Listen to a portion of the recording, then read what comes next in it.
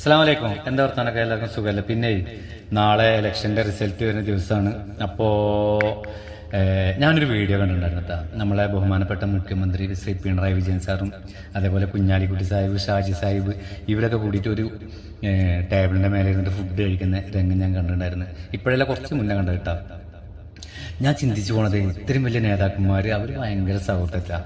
നമ്മൾ ഈ തൊട്ട സ്നേഹിതന്മാർ, തൊട്ട അയൽവാസികൾ തമ്മിൽ അടിയും കുത്തും പാട്ടിൻ്റെ പേര് പറഞ്ഞിട്ട് ഭയങ്കര ബഹളം, കണ്ടാൽ മിണ്ടാതെ നടക്കുന്ന, മാസങ്ങളോളം വർഷങ്ങളോളം കണ്ടാൽ മിണ്ടാതെ നടക്കുന്ന ഒരുപാട് ആളുകൾ. എന്നാൽ അവർക്ക് വലിയ ഉപയോഗം ഉണ്ടാവും, വലിയ ഉപകാരം ഉണ്ടാവും. ഒരു ഉപകാരം കേട്ടാ, ഈ പാട്ടിൻ്റെ പേര് പറഞ്ഞിട്ട് മാത്രം തമ്മിൽ കുത്തി മരിക്കുന്ന ആളുകളോട് പറയുന്നത്, എൻ്റെ പൊന്നു മുത്തുമണികളെ, നിങ്ങൾ മരണപ്പെട്ടിട്ടുണ്ടെങ്കിൽ നിങ്ങളുടെ മക്കൾക്ക് പോയി, നിങ്ങളുടെ മക്കൾ നാളെ ഈ നിങ്ങളെ കുത്തിയ ആൾക്കാരെ മുന്നിൽ പോയിട്ട് കൈ നീട്ടേണ്ട, പിച്ച യാചിക്കേണ്ട ഒരു അവസരം വരാതിരിക്കണമെങ്കിൽ നിങ്ങളെ സൂക്ഷിക്കാം.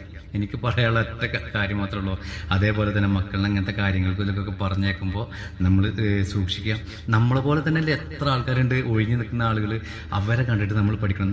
നമ്മളെ ജോലിയൊക്കെ ഒഴിവാക്കിയിട്ട് നാളത്തെ ഈ പരിപാടിക്ക് വേണ്ടിയിട്ട് പോയിട്ട് കത്തിമാൾ എല്ലാവരെയും കുറിച്ചിട്ട് എല്ലാം പറയണ്ട. അത് ചെയ്യുന്ന ആളുകളോട് ഞാൻ പറയണത്, നമ്മൾ എന്തിനു വേണ്ടി നമ്മൾ മരിക്കണം? എന്തിനു വേണ്ടിയിട്ട് നമ്മളിങ്ങനെ മറ്റുള്ളവരെ ഉപദ്രവിക്കണം? എന്തിനു വേണ്ടിയിട്ട് നമ്മൾ മറ്റുള്ളവരെ തെറ്റണം?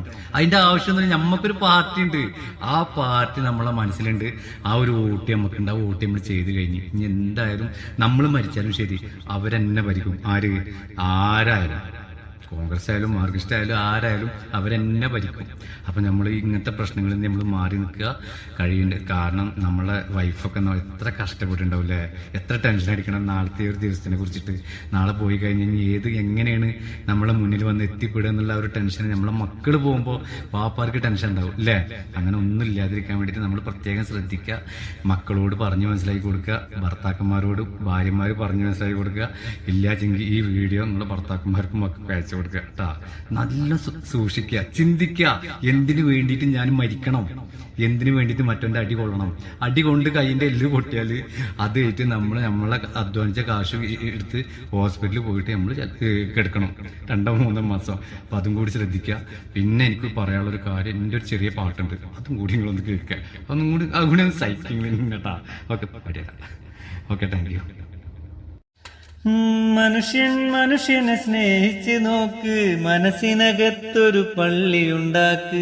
മനുഷ്യനെ സ്നേഹിച്ച് നോക്ക്, മനസ്സിനകത്തൊരു പള്ളിയുണ്ടാക്ക്. അതിലേത് ജാതിക്കും കയറാമെന്നാക്ക്.